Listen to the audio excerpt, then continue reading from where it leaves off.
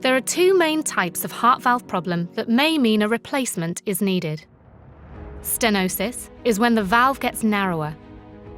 This means your heart has to work harder to force the blood through a smaller space. Regurgitation is when the valve doesn't close properly and blood can leak the wrong way. It's sometimes called a leaky valve or incompetent valve. When it comes to the day of your procedure, first of all, you'll have a general anaesthetic, which means you'll be asleep. Your surgeon will make a cut down the middle of your breastbone to reach your heart. The example shown here is a larger cut, but increasingly surgeons are able to do the procedure with a much smaller cut than this.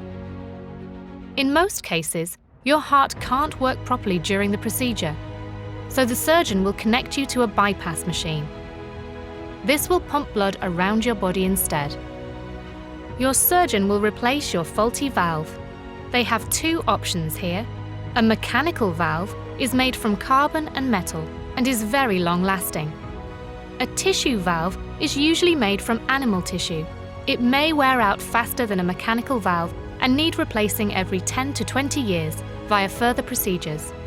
After your operation, your surgeon will rejoin your breastbone using wires. They'll then close the skin on your chest with dissolvable stitches.